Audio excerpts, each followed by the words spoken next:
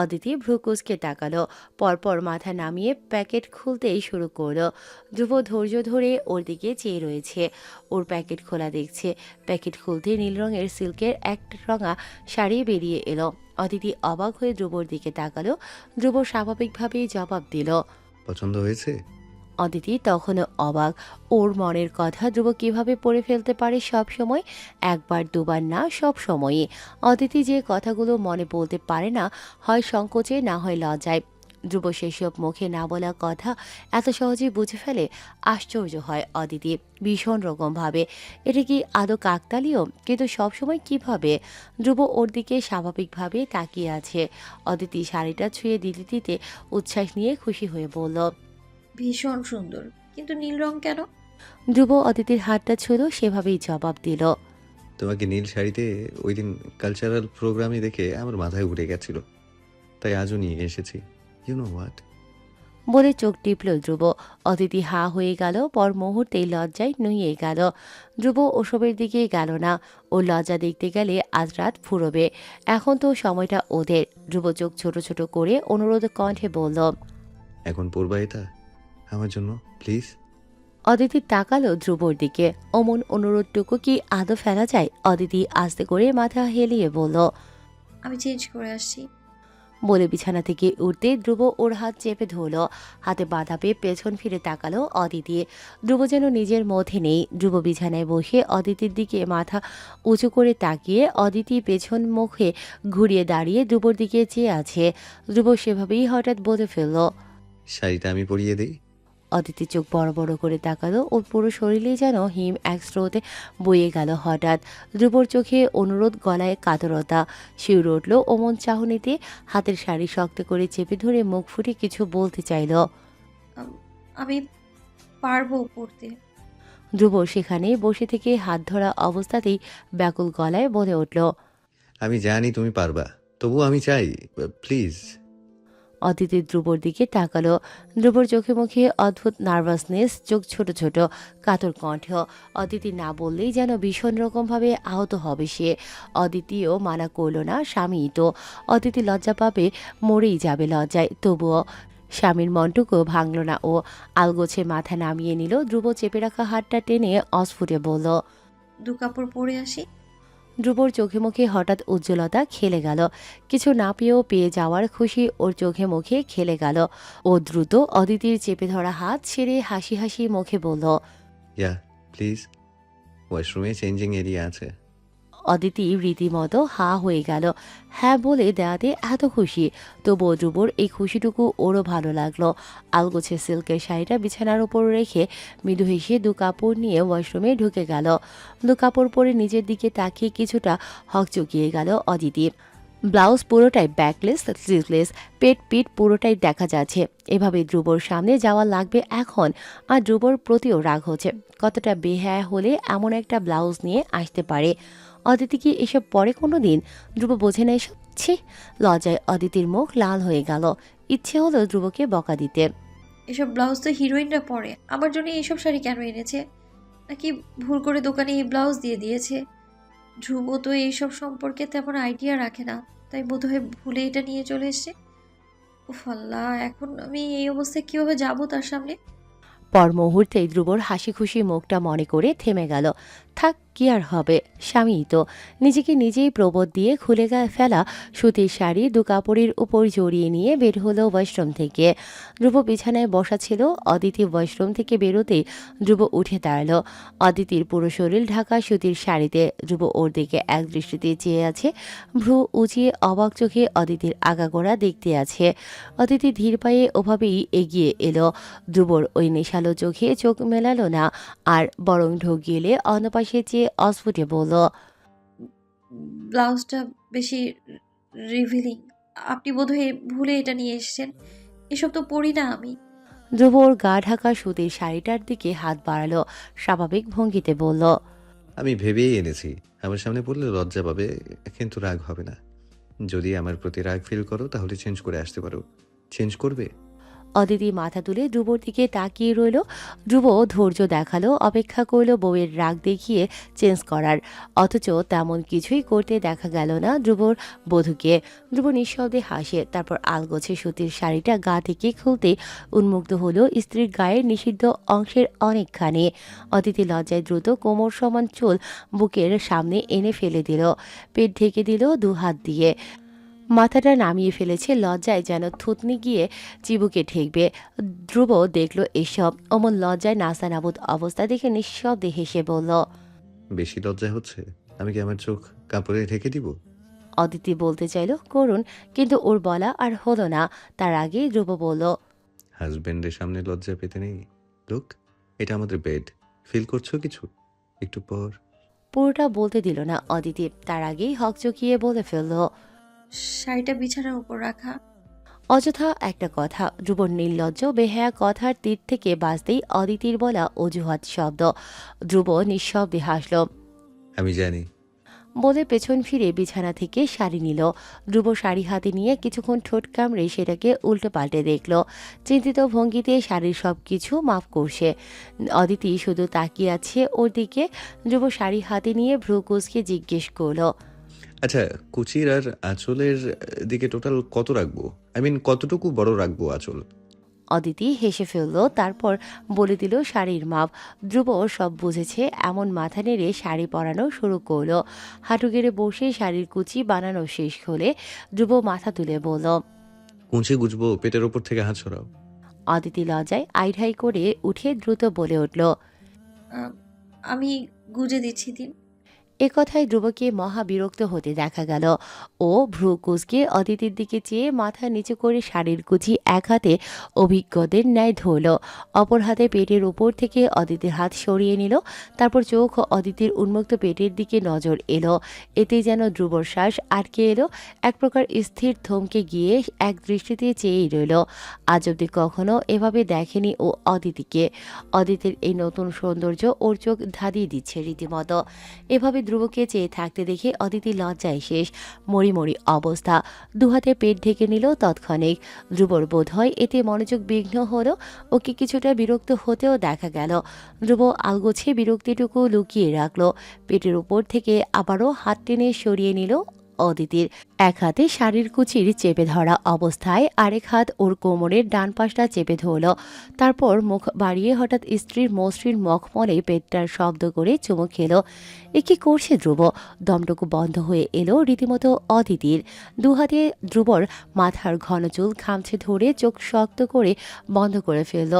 ধ্রুব ঠোঁট সরিয়ে আরেকবার চুমু খেতে যাবে পেটের উপর। অদিতি ওর মাথার চুল খামছে ধরে ঠেলে সরিয়ে দিল ধ্রুবকে।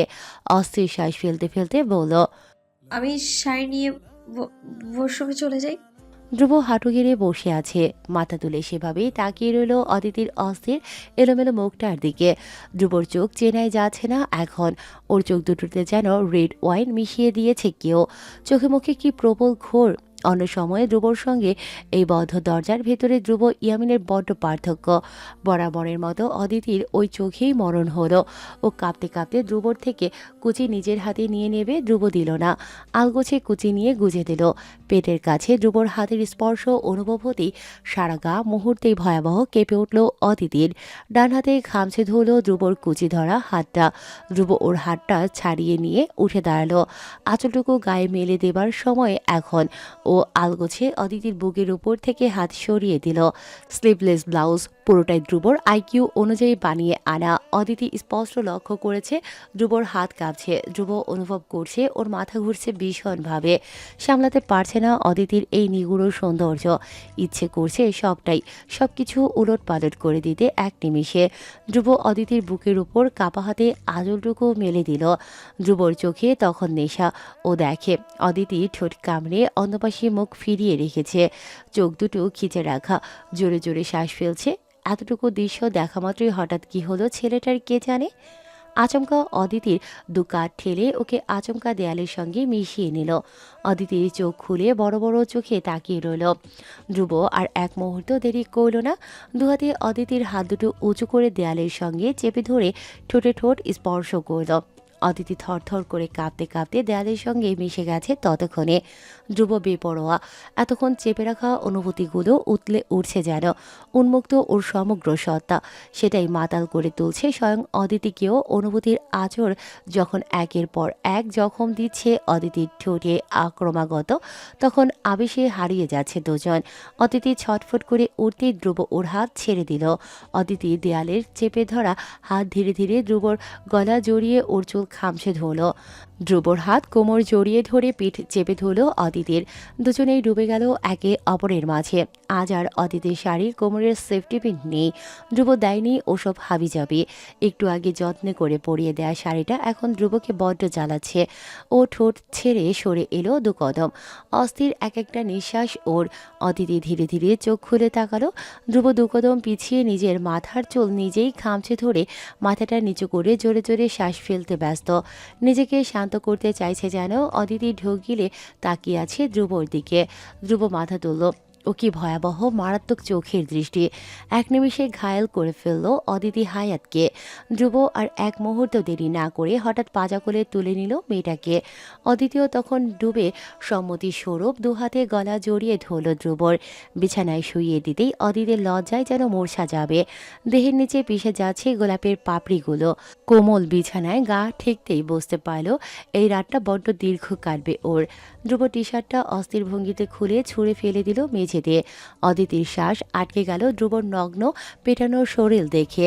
চোখ বন্ধ করে পেছনে ফিরে বালিশে মুখ গুজে অস্ফুটে মৃদু আর্তনাদ করে উঠল।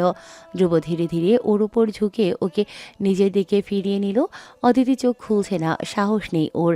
চোখ খুললেই যে অমন অস্থির ধ্রুবকে দেখতে হবে, যে ধ্রুবকে অদিতি চেনে না, কোনোদিন দেখেও নেই। এই ধ্রুব অন্য, ওর চোখের ভাষা ভিন্ন, তার হাতের ছোঁয়া বড্ড দুষ্ট। ধ্রুব অদিতির চুল গুছিয়ে দিতে দিতে ব্যাকুল গলায় বলল, শাড়ি পরে ভেবে তোমার গরম লাগছে, খুলে ফেললে দুজনেরই সুবিধা হবে। খুলবো? অদিতি জবাব দিতে পারল না। ওর সমস্ত সত্তা তখন তোলপাড়। অনুভূতির আচরে দগ্ধ তনুমন, হৃদয় সবটুকু। ধ্রুবর ছোঁয়াটুকু পাগল করে দিয়েছে ওকে। ধ্রুব আবার জবাব চাইল আকুলভাবে এবার। কিচ্ছু তো বলো অদিতি। অদিতি ঢোক গেল, তারপর চোখ খুলে তাকিয়ে রইল ধ্রুবর দিকে। এক সময় ফাঁকা ঢোক গেল, কাপা গলায় বলল, শাড়ির মালিক যা চায়। বলে ধ্রুবর থেকে চোখ নামিয়ে নিল। আবারও লালা দিয়ে শুষ্ক গলা ভেজালো। ধ্রুব ওর ঢোক গেলার মুহূর্তেই হঠাৎ ওর গলায় চুমু খেয়ে বসলো। ঢোক গেলা অবস্থায় স্তব্ধ হয়ে গেল অদিতি। ধ্রুব ওর গলায় নাক ঘষতে ঘষতে আকুল গলায় বলতে থাকে, ঢোকটাও কত সুন্দর করে করো অদিতি। আমি তোমার উপর কেন এত ফিদা হচ্ছি, আই রিয়েলি ডোন্ট নো। আমাকে পাগল করে দিচ্ছ তুমি আর। নিজের গলার অমন স্পর্শটুকু পাগল করে দিচ্ছে অদিতিকে। ও শিহরণে ধ্রুবর নগ্ন পিঠ চেপে ধরল দু হাতে। ধ্রুব গলায় নাক ঘষতে ঘষতে সেভাবেই শাড়ির আঁচলে হাত রাখল। আঁচলটুকু সরিয়ে ফেলবে তার আগেই হঠাৎ দরজায় গিয়েও করাঘাত করল। থমকে গেল ধ্রুব। অদিতির ঘোরও তখন কেটে গেছে। ধ্রুব অদিতির গলা থেকে মুখ তুলে দরজার দিকে তাকালো। অদিতিও তাকিয়ে। দরজার ওপাশে হারুন চাচা ডাকছে অস্থির গলায়, ধ্রুব স্যার, বড় স্যার কি করতেছেন যেন? বুকে অশান্তি হইতেছে ওনার। আপনি একটাবার আহেন স্যার, ঘুমায় গেছেন স্যার। ধ্রুব ওভাবেই শুয়ে ভ্রুকুসকে তাকিয়ে রইল দরজার দিকে। সৌরভ ইয়ামিনের অসুস্থতার খবর অদিতির কানে যাওয়া মাত্রই ও তাড়াহুড়ো করে দুহাতে ধ্রুবকে ঠেলে বলল, দরজা খুলে আসুন ধ্রুব, বাবার কি হয়েছে? ধ্রুব আস্তে করে উঠে বসলো। অদিতি তখন শাড়ির আঁচল ঠিক করে উঠে বসলো ধ্রুবর পাশে। দরজায় তখনও হারুন চাচা ধাক্কাচ্ছে। ধ্রুবর চেহারা বদলে গেছে মুহূর্তেই। একটু আগে যে নেশায় আচ্ছন্ন ধ্রুবকে অদিতি দেখেছে, এখন তেমন একটুও নেই। মুখটা গম্ভীর, চোখ দুটোতে কি একটা ভাষা ভাসছে। ও অদিতির দিকে থমথমে চেয়ে বলল, আমি দেখে আসি কি হয়েছে, তুমি থাকো এখানে, বেরিও না। বলে ধ্রুব বিছানা থেকে উঠল। শ্বাস আটকে পুরো রুমটা একবার দেখে নিচ্ছে। অদিতিও উঠে দাঁড়ালো, ব্যাকুল গলায় বলল, আমিও আসি যদি কিছু দরকার হয়। ধ্রুব রোমের থেকে চোখ সরিয়ে কোনা চোখে তাকালো অদিতির পরনে সিল্কের ট্রান্সপ্যারেন্ট শাড়িটার দিকে। ওভাবেই এক নজর তাকিয়ে দীর্ঘশ্বাস ফেলে বলল, অদিতি, এই টাইপের শাড়ি আমার জন্য বদ্ধ ঘরে পরা এলাও আছে, বাট বাইরে নয়। আপাতত ঘর থেকে বেরিও না, আমি দরকার হলে ডেকে নেব। শাড়ি পাল্টে সুতির শাড়ি পরে যেও তখন। অদিতি নিজের দিকে চোখ নামিয়ে তাকালো। শাড়িতে দেহের আনাচে কানাচের ভাঁজ স্পষ্ট। মুহূর্তেই কুণ্ঠিত হয়ে উঠল ও, দুহাতে পেটের দিকটা ঢেকে নিয়ে অস্ফুটে মাথা নাড়ল। ঠিক আছে। ধ্রুব তখন হারুন চাচার উদ্দেশ্যে চেঁচিয়ে বলল। আসছি চাচা, যান আপনি। হারুন চলে গেলেন। ধ্রুব এলোমেলোভাবে চোখ ঘুরিয়ে মেঝেতে ছুঁড়ে ফেলা টি শার্ট খুঁজতে লাগলো। অদিতি সেটা বুঝে টি শার্ট খুঁজে সেটা উঠিয়ে ধ্রুবর দিকে বাড়িয়ে দিল। ধ্রুব টি শার্ট হাতে নেওয়ার সময় আরও একবার অদিতির চিন্তিত মুখটা দেখল। তারপর ব্যস্ত হাতে পরে নিল টি শার্ট। অদিতি তখনও চোখ নামিয়ে রেখেছে। ধ্রুব হয়তো বোঝে ওসব। টি শার্ট টেনে টুনে ঠিক করে এগিয়ে এসে অদিতির গালের ডান পাশে নিজের আদুরে হাতটা ডুবিয়ে দিল। অদিতি চোখ তুলে তাকালো ধ্রুবর চোখের দিকে। ধ্রুব ওভাবেই হাত রেখে মোলায়েম গলায় বলল। রাগ হচ্ছে এভাবে রেখে যাচ্ছি দেখে? অদিতি মৃদু হেসে গালে ধ্রুবর ছোঁয়া হাতটায় নিজের গরম হাতটা স্পর্শ করে চেপে ধরে স্বাভাবিক গলায় বলল। একটুও না, আমি তো আছি। এমন রাত আমাদের হাজার আসবে। ধ্রুব কিছু বলল না মুখে। মনে মনে ওর মন কিছুটা ক্ষুণ্ণ। বারবার ওর অদিতির স্পেশাল মুহূর্তেই এত বিপদ কেন আসে? অদিতির সামনে নিজের এই ভাবনাগুলি প্রকাশ করল না ধ্রুব। থাক, মেয়েটা কষ্ট পাবে। ধ্রুব মাথা এগিয়ে অদিতির কপালে ঠোঁট দাবিয়ে একটা শক্ত চুমু খেল। আবেশে চোখ বন্ধ করে ফেলল অদিতি। ধ্রুব সরিয়ে এসে গালে হাতটা দিয়ে হালকা ছুঁয়ে হাসার চেষ্টা করল। অদিতিও হাসল তখন। ধ্রুব ওকে ছেড়ে দরজার দিকে এগোলো। দরজা খুলে যাওয়ার আগে আরও একবার পেছন ফিরে বলে গেল। আবারও বলছি, এই অবস্থায় ঘর থেকে বেরিও না। পরিস্থিতি যদি হেল্পফুল হয়, আশা কিন্তু এখনো আছে। ঘর যেমন আছে তেমনি থাকুক, সাজানো। অদিতি মাথা নাড়িয়ে হাসার চেষ্টা করল। ধ্রুব দরজা আটকে চলে গেল। ও যেতেই অদিতি হেঁটে আয়নার সামনে দাঁড়ালো। সিল্কের এই শাড়িতে অনেকটাই দেখা যাচ্ছে সব কিছু। অদিতি গলায় হাত রাখলো। লাল হয়ে র্যাশ উঠেছে জায়গায় জায়গায়। ধ্রুবর কাজ একটা, পাগল একটা প্রেমিক, সঙ্গে ভীষণ দুষ্ট। সৌরভ ইয়ামিন বিছানায় শুয়ে আছেন। বারবার অশান্ত অস্থির শ্বাস ফেলছেন। তৃণা পাশেই বুকে মুখ মালিশ করে দিচ্ছে। কান্নারত মুখ, চোখ দিয়ে টপাটপ অশ্রু পড়ছে। সৌরভ দেখার আগে সেই অশ্রু মুছেও ফেলছে বারবার। ধ্রুব দরজার সামনে দাঁড়াতেই তৃণা ওকে দেখতে পেয়ে সরে বসলো কিছুটা। ধ্রুব গিয়ে বিছানার থেকে একটু দূরে চেয়ার টেনে বসলো। থমথমে চোখে বাবার অস্থিরতা দেখলো অনেক সময়। তৃণার সঙ্গে কখনো আগ বাড়িয়ে তেমন কথা বলে না ধ্রুব, তবে আজ না চাইতেও বলতে হলো। কখন থেকে এসব? একটু আগে ঠিক ছিল। তৃণা জবাবে ভাঙা ভাঙা গলায় বললেন। আধা ঘন্টা হচ্ছে। হুট করে বলে ঘামছেন উনি। আমি ফ্যান চালিয়ে দিলাম, তাতেও ঘাম হচ্ছে দেখে এসিও দিলাম। এখন বুকে ব্যথা হচ্ছে বলে এভাবে শ্বাস ফেলছেন। ধ্রুব তাকিয়ে একবার দেখলো সৌরভকে। ওর বুকেও কোথাও না কোথাও একটা অস্থিরতা বয়ে বেড়াচ্ছে। শান্ত চাইলেও শান্ত থাকতে পারছে না। ও সেভাবেই গম্ভীর মুখে উঠে দাঁড়ালো। ফোন বের করে কল লাগালো পাশের হাসপাতালের অ্যাম্বুলেন্সের নম্বরে। সবাইকে এত ব্যস্ত হতে দেখে সৌরভ অস্ফুটে কিছু বলার চেষ্টা করলেন। ঔষধ নিয়েছি আমি। সময় দাও, ঠিক হয়ে যাবে। বলে আবারও লম্বা করে শ্বাস টেনে নিলেন নিচের ভেতর। বুকের ব্যথাটাও সঙ্গে কামড়ে ধরল।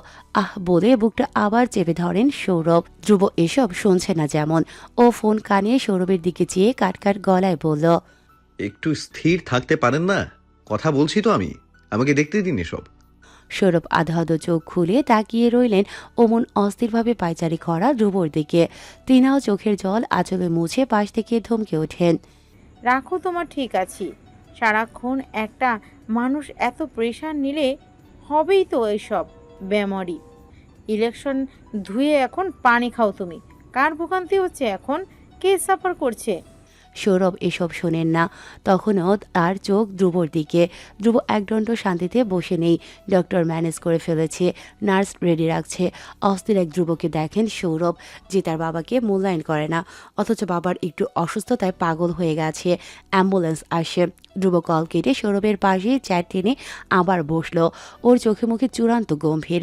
থমথমে মুখে মাথায় নিচু করে মেঝের দিকে চেয়ে বসে আছে সে কখন থেকে ওভাবেই। সৌরভ ইয়ামিনকে ধ্রুব যত অবজ্ঞা করুক না কেন, দিন শেষে আপন বলতে শুধু এই একটা মানুষই আছে ওর জীবনে, যার রক্ত ধ্রুব নিজের শরীরে বয়ে বেড়াচ্ছে। হোক ধ্রুব তাকে পছন্দ করে না, তবুও ধ্রুবরই হয়ে সে আছে। ধ্রুব হয়তোবা এই মানুষটাকে হারাতে চায় না কোনোদিন, অথচ এই শব্দগুলো তো ধ্রুব কোনোদিন বলবে না তার সামনে। বলার ইচ্ছেও নেই কখনো। অ্যাম্বুলেন্স এসেছে। সৌরভকে শোয়া থেকে স্ট্রেচারে ওঠাচ্ছে কিছু লোক। তৃণাও তৈরি। আশপাশ দেখে হঠাৎ উনি জিজ্ঞেস করে বসলেন। অদিতি কোথায়? এই প্রশ্নের দুবার টনক নড়ল। অদিতি অপেক্ষা করছে এখনো। চিন্তায় মাথা থেকে বেরিয়ে গিয়েছিল এই ব্যাপারটা। ও পাশ থেকে একজন মহিলা সার্ভেন্ট ডেকে বলল। অদিতিকে ডেকে দিন, বলবেন আমি ডাকছি। মহিলা সার্ভেন্ট মাথা নাড়ালো। একটু পর অদিতি সুতির একটা শাড়ি পরে এসেছে সৌরভের রুমে। ধ্রুব ওর দিকে তাকালো একবার। শাড়িটা দেখে ধ্রুবর হয়তোবা অপরাধ বোধ হচ্ছিল। ধ্রুব ওভাবেই চেয়ে রইল। অদিতি সেটা বোঝে। ও মৃদু হেসে মাথা নাড়ল। ধ্রুব অদিতির থেকে চোখ সরিয়ে আবার সৌরভের দিকে তাকালো। রাস্তায় অ্যাম্বুলেন্স। সৌরভ হঠাৎ করে অজ্ঞান হয়ে যান। ধ্রুব তখন অস্থির হয়ে উঠল হুট করেই। অদিতি দেখল ওই গম্ভীর ধ্রুব ইয়ামিনের চোখে মুখের কি করুণ দশা। যেন উড়ে নিয়ে যেতে চায় অ্যাম্বুলেন্স। অ্যাম্বুলেন্সের সাইরেনের শব্দ বেরিয়ে যাচ্ছে ক্রমশ। হাসপাতালে এসে ডক্টর মামুন সৌরভের পুরনো রিপোর্ট দেখে পুরো দস্তর আহমক হয়ে গেলেন। ধ্রুবর দিকে চেয়ে বললেন। ধ্রুব, তোমার বাবা কি নিয়মিত মেডিসিন নেন? ধ্রুব কিছুটা অপ্রস্তুত হয়ে তৃণার দিকে তাকালো। ও তো এসব নিয়ে কখনো মাথা ব্যথা রাখেনি। লোক ছিল সৌরভের, তারাই দেখভাল করতো এসব বিষয়। ধ্রুবর মুখটা তেতো হয়ে গেল। তৃণা ডক্টরকে বললেন।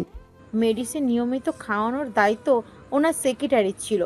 ডক্টর মানব তৃণার দিকে তাকিয়ে বললেন। সে কোথায় এখন? তৃণা জবাবে বললেন।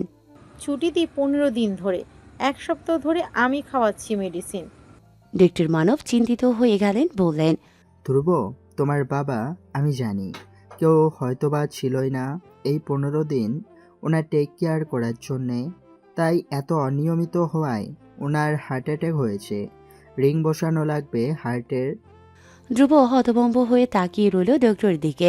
ধ্রুব আসলেই একটা লুজার।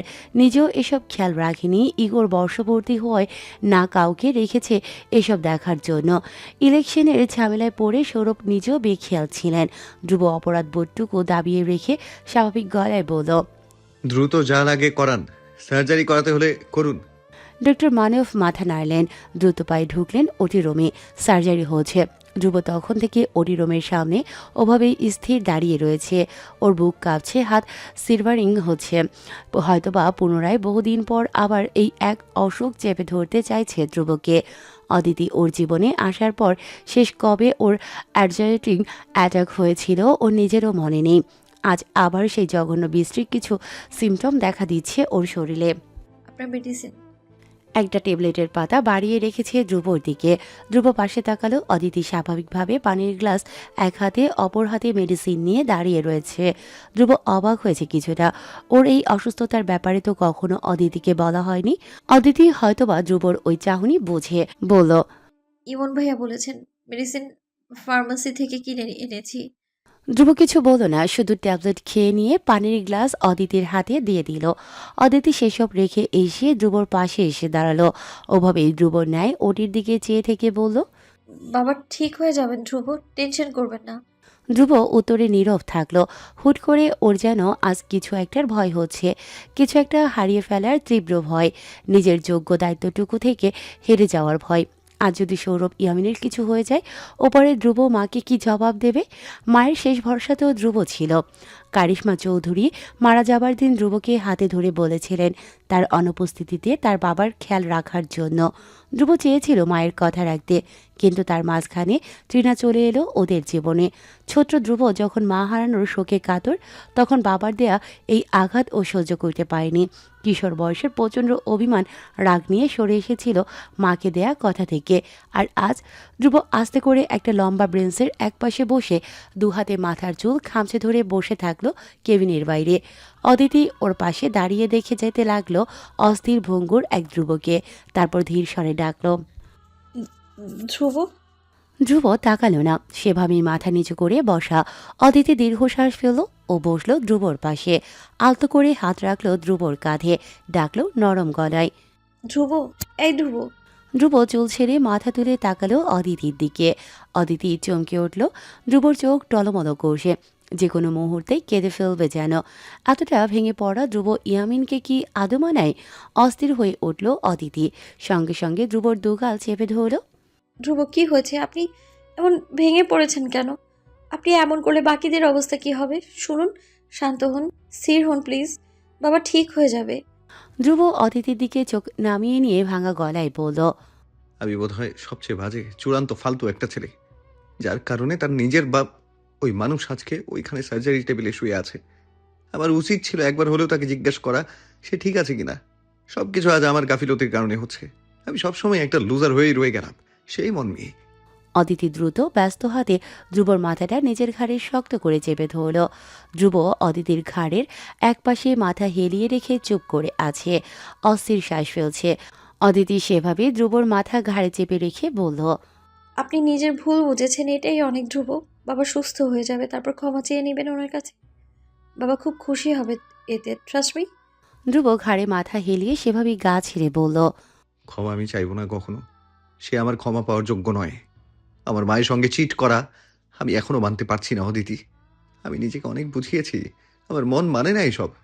আমার মা অনেক লক্ষ্মী একটা মেয়ে ছিল, ঠিক তোমার মতোই। তার সঙ্গে ওই লোকটা চিট করেছে ভাবলে আমার নিজেকে এলোমেলো লাগে। আমি অনেকবার চেয়েছি নিজেকে তার দিকে এগিয়ে নিয়ে যেতে, বাট আই কুডন্ট। অদিতি ধ্রুবর পিঠে হাত বুলিয়ে দিয়েছে। ধ্রুব অস্থির আজ, ভীষণ ভঙ্গুর আজ, অথচ সৌরভের প্রতি রাগটাও ওর ততটা জোরালো। অদিতি বলল, বাবার সাথে জীবনে একবার বসেছেন? আপনার মনের এই ভাবনাগুলো বাবাকে বলেছেন? প্রশ্ন করেছেন তিনি কেন এইসব করছেন? হয়তোবা বাবার কাছেও এটার জন্য কোনো কারণ ছিল আপনাকে বলার। ধ্রুব অদিতির ঘাড়ে মাথা হেলিয়ে তখনও তাচ্ছিল্যের হাসি হাসল ও জবাবে বলল, বলার দরকার পড়েনি। আমি দেখেছি নিজের চোখে। জানো, দিনের পর দিন বাবার চোখে অন্য একটা নারীর জন্য আদর মায়া দেখলে একটা ছেলে হিসেবে আমার কেমন লাগে। আমি পুড়ে যাই একদম। তবুও সহ্য করা লেগেছে আমার এসব, কারণ আমি নিরুপায়, বাধা। ধ্রুব হাসতে হাসতে বলল শেষের কথাটা। অদিতির ঢোক গেলে ওর এত কান্না পাচ্ছে এখন। ধ্রুব কখনোই এসব কথা আজ অব্দি অদিতিকে বলেনি। অদিতি অপেক্ষা করেছে ধ্রুব কবে নিজেকে খোলা বইয়ের মতো মেলে ধরবে ওর কাছে। সময় দিয়েছে ওকে অদিতি। অথচ আজ যখন ধ্রুব নিজের এতকালের রাগ দুঃখের কথাগুলো অদিতিকে বলে যাচ্ছে, কেন যেন সহ্য করতে পারছে না। বারবার মনে হচ্ছে ওই সময় যদি অদিতি ধ্রুবর সাথে থাকতে পারত। ধ্রুব যখন দিনের পর দিন সাইকোলজিক্যাল ট্রমাতে ভুগে অসুস্থ হয়ে হাসপাতালের বেডে শুয়েছিল, তখন যদি অদিতি একবার ধ্রুবর মাথায় হাত বুলিয়ে দিত, অথবা ধ্রুবর জীবনে কোনো ম্যাজিক হতো, কারিশমা মা যদি কোনোদিন না মারা যেতেন। অদিতি বহু কষ্টে কান্না আটকালো। ওভাবেই ধ্রুবর চুলে হাত বুলিয়ে দিয়ে বলল, আপনি কষ্ট পান বলেই বাবা আজ অব্দি ট্রিনা মাকে কখনোই এবারে নিয়ে আসেননি। অপেক্ষা করেছেন আপনার অনুমতির। ধ্রুব জবাবে তাচ্ছিল্যের হাসি হাসল। অদিতির ঘাড়ে মাথা হেলিয়ে ওটির দিকে চেয়ে বলল, হ্যাঁ, অনুমতি দিয়েছি তো আমি। অনুমতি আমার মাথায় বন্দুক ঠেকিয়ে অনুমতি নেওয়া হয়েছিল। অদিতি অবাক হয়ে গেল। ধ্রুবর চুলে বুলিয়ে দেয়া হাত থেমে গেল ওর। অবাক গলায় জানতে চাইল। বন্দুক ঠেকিয়ে মানে?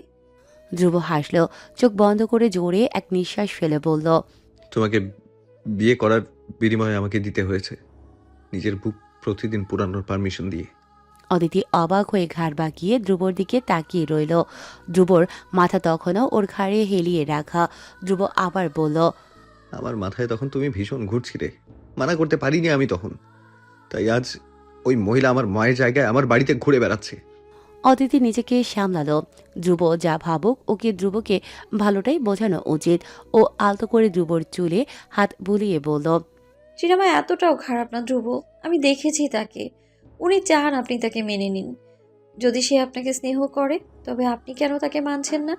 ধ্রুব একথা বলার সাথে সাথেই কাট গলায় বলল, আমার মায়ের প্রক্সি হিসেবে আমার কাউকে চাই না।